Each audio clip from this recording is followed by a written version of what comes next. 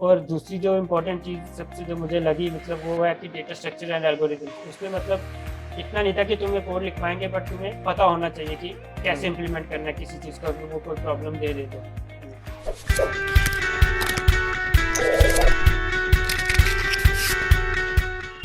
Welcome all. We welcome you to Unfiltered XP. And today we have Rajan Kumar with us. Rajan selected for Samsung SDS internship for 3 months with PPO included. So we welcome you, Rajan, and we congratulate you for this internship role. Rajan, I would like to ask you, was this on campus or off campus? First of all, thank you for inviting me in this, and it's actually a on-campus interview process. So like इसमें कितने rounds थे, interview process क्या क्या थी? इसमें total 2 rounds थे। First one is CV के according short list किया था इन्होंने, और मैक्सिमम बच्चों को उन्होंने सीवी से ही हटा दिया था। मतलब ओनली 20 to 30% स्टूडेंट्स ही मतलब टेक्निकल इंटरव्यू के लिए गए थे। तो एक ही राउंड हुआ था, मतलब उसके बाद डायरेक्ट रिजल्ट आ गया था इनका। और उन्होंने 2020 बैच और प्लस 2021 बैच दोनों को लिया था। तो ये जॉब डिस्क्रिप्शन क्या था? जॉब डिस्क्रिप्शन था एटलीस्ट वन प्रोग्रामिंग लैंग्वेज मतलब आनी चाहिए, मेनली जावा, C++, सी शार्प कोई भी, और प्रोजेक्ट्स होने चाहिए, और थोड़ा डेटा स्ट्रक्चर्स एंड एल्गोरिथम में थोड़ा स्ट्रॉन्ग बैकग्राउंड होना चाहिए।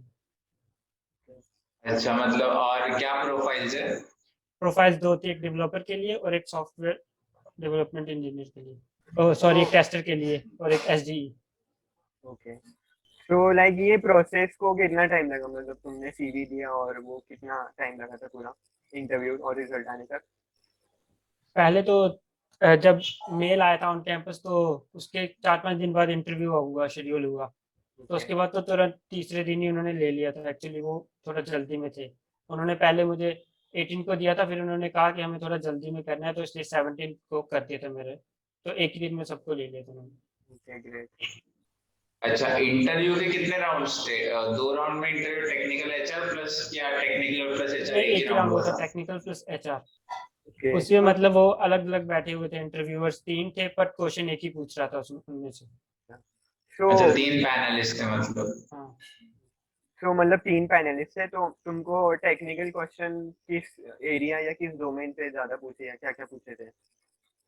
क्वेश्चन तो सबसे पहले मुझे तो पजल्स पूछी गई थी। वो फेमस पजल जो थी, मतलब कि एक रूम में 3 बल्ब लगे हैं और वो पैरेलली 3 स्विच से कनेक्टेड आउटसाइड रूम के। तो हमें उसमें कंडीशंस ये थी कि मतलब तुम एक ही बार रूम में एंटर कर सकते हो, और तुम एट अ टाइम एक ही स्विच ऑन रख सकते हो। तो तुम्हें ये फाइंड करना है कि कौन सा स्विच कौन से बल्ब से कनेक्टेड है। करेक्ट। तो ये पहली पजल पूछी थी उन्होंने। फिर उसके बाद उन्होंने ऊप्स पे हम आगे मूव किया। उन्होंने ऊप्स कंसेप्ट पे पूछा एनकैप्सुलेशन क्या होता है और एब्स्ट्रैक्ट क्लास क्या होता है। तो मैंने उसका जवाब दिया। फिर उन्होंने पूछा कि इसको इम्प्लीमेंट करना है एब्स्ट्रैक्ट क्लास को, तो कैसे करेंगे। एंड देन उसका जब मैंने आंसर दिया, फिर उन्होंने पूछा कि इसकी एग्जांपल बता दो। लेट्स अज्यूम कि एम्प्लॉय क्लास है, तो इसमें तुम किस किस चीज़ों को मतलब कैसे कैसे अरेंज करोगे। तो ये हुआ था। फिर उसके बाद उन्होंने मेरे से प्रोजेक्ट्स पे क्वेश्चन पूछे। एक्चुअली उन्होंने मेरे से मतलब जो भी फुल स्टैक डेवलपमेंट के प्रोजेक्ट्स उन पे नहीं पूछा। उन्होंने एक IoT प्रोजेक्ट किया था मेरा, उन पे उनका मेन फोकस था। तो उन पे उन्होंने काफी क्वेश्चन पूछे कि मतलब तुमने कौन कौन से कंपोनेंट्स यूज किए, क्यों किए, तुमने ये क्यों यूज किया, इसकी जगह ये नहीं। उसके अलावा फिर बाकी HR के भी काफी क्वेश्चन पूछे थे। बेसिकली वो HR में मतलब ये जानना चाह रहे थे कि मेरा बोलने का तरीका कैसा है और फ्लो वगैरह। तो उन्होंने वही मेरे आसपास ही पूछा स्टेट्स का, कि वैष्णो देवी कितनी दूर है तुम्हारे घर से, यहाँ तो टेम्परेचर कितना है। तो स्किल्स में तुमने क्या लिस्ट डाउन किया था रिज्यूमे में? रेज्यूम में मैंने C++ जो मेरी मेन प्रोग्रामिंग लैंग्वेज है वो लिखी। इसके अलावा मैंने C शार्प भी दिया था, जावा भी दिया था। तो HTML CSS बूटस्ट्रैप तो था ही, और जावास्क्रिप्ट भी लिखी थी। डेटा स्ट्रक्चर्स एंड एल्गोरिथम्स लिखे थे, और डेटाबेस मैनेजमेंट सिस्टम भी लिखा था। हाँ। तो लाइक तुमने बोला कि फर्स्ट राउंड जो सीवी शॉर्टलिस्ट राउंड था उसमें बहुत सारे उन्होंने जो तुम्हारे फ्रेंड्स होंगे उनको मतलब शॉर्टलिस्ट नहीं किया था, तो तुम्हारे सीवी और तुम्हारे जो फ्रेंड्स के सीवी उनमें क्या डिफरेंस था? तुमने कौन सी स्किल्स ऐसी डाली थी कि उन्होंने शॉर्टलिस्ट किया? आई थिंक वो स्किल्स के बेसिस पे नहीं था, वो मतलब उसके बेसिस पे था कि किसके पास कितना ऑफर्स हैं। अच्छा। तो जिसके पास ऑफर्स नहीं था मेनली उनको उनको उन्होंने ज्यादा शॉर्टलिस्टेड किया था। मेन फोकस उन्हीं पे था। हाँ, तो एचआर राउंड के किस तरह के सवाल थे? एचआर राउंड के मतलब यही थे कि तुम मेरे मतलब आसपास टेम्परेचर कैसा है, तुम और ये आसपास की विजिटिंग प्लेसेस कौन कौन सी हैं, और मतलब कि बस यही था कि वैष्णो माता कितनी दूर है, मैं भी विजिट किया हूँ, वो अपने बारे में भी बता रखा था कि वो 2 बार जम्मू आया है। ओके, मींस एंड ऐसा देन उसने कैजुअल मेरी टॉक। वीकनेस और वो पूछा, हाँ उसने मेरी वीकनेसेस पूछी थी और Okay. स्ट्रेंथ भी पूछी थी। तो वीकनेस में मैंने बताया था कि कम्युनिकेशन स्किल अच्छा। मेरी वीकनेस है, तो उसने रिप्लाई किया था कि मैं अभी 10 मिनट से बात कर रहा हूँ, आई डोंट थिंक सो कि कम्युनिकेशन स्किल तुम्हारी वीकनेस है, तो इसको तुम निकाल दो। अच्छा, नाइस।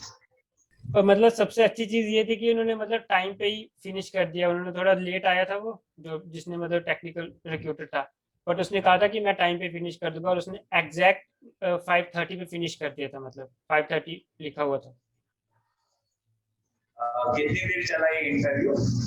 ये 20 मिनट चला अप्रोक्सीमेटली, मतलब अप्रोक्सीमेटली टोटल अच्छा। 20 मिनट। ओके। तो डीएसए से क्या सवाल पूछे उन्होंने जैसे? डीएसए से उन्होंने मेरे से पूछा था कि मतलब क्यों इम्प्लीमेंट करना है यूजिंग स्टैक्स, और हम्म। तो वो उनका उन्होंने मतलब पूछा था मेरे से पूरा प्रोसीजर। उन्होंने ये भी बोला था कि मतलब 1-2 इनपुट लेके भी समझा दो कि इसको कैसे इम्प्लीमेंट करना है।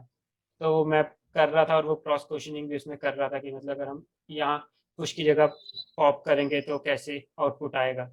मींस वो तुम्हारा कंसेप्ट एनालाइज कर रहा था कि तुम कितने स्ट्रांग हो। हाँ मतलब बेसिकली वही कॉन्सेप्ट पे ज़्यादा था उनका फोकस। अभी मेरे एक फ्रेंड का नेक्स्ट स्टेप का इंटरव्यू हुआ था, उसमें उससे कंपाइलर ओपन करवाया था और पूरा कोड रन करवाया था, तो ऐसा कुछ किया था क्या?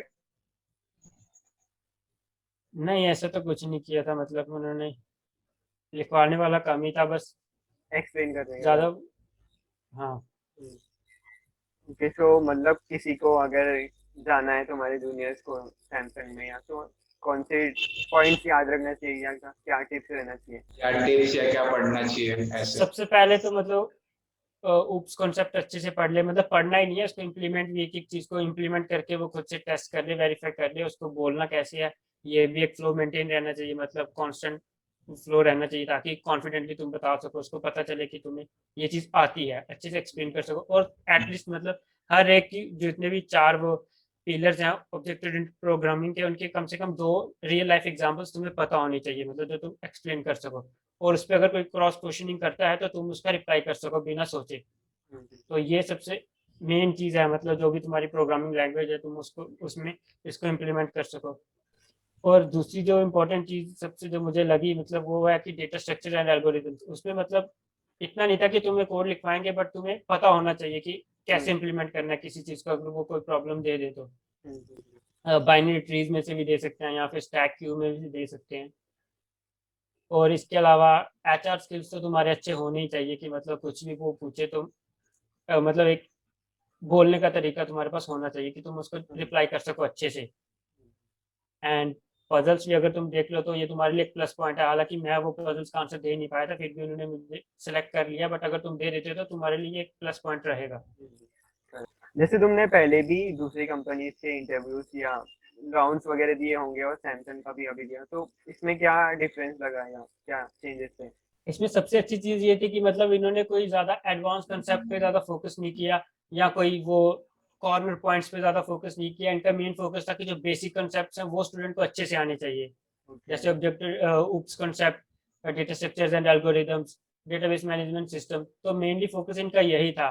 और वही मतलब जो कॉमन कॉमन जो कंसेप्ट है उन्हीं पे क्वेश्चन पूछ रहे थे, और बेसिक बेसिक क्वेश्चन पूछ रहे थे, तो ये सबसे अच्छी चीज थी। मतलब बाकियों में तो कॉर्नर पॉइंट पे वो क्वेश्चन पूछे जाते हैं, कुछ ऐसा पूछ लेते हैं जो कभी इम्प्लीमेंट ही नहीं किया, लेकिन फिर भी तुम्हें आंसर आना चाहिए अगर तुम्हें सिलेक्शन चाहिए तो, जिसका कोई रियल लाइफ में यूज भी नहीं है। तो वो सब इसमें नहीं था, मतलब ये अच्छी चीज थी इसमें। फिर अभी वर्क फ्रॉम होम है या वो ऑन साइट लोकेशन बोला है? नहीं अभी तो वर्क फ्रॉम होम बताया जा रहा है अगस्त तक फर्स्ट मंथ, तो उसके बाद में भी वो प्लान करें कि हमें कैंपस में बुलाने का। तो जॉब प्रोफाइल के बारे में और कोई आइडिया, जैसे किस तरह के प्रोजेक्ट्स रहेंगे या काम रहेगा?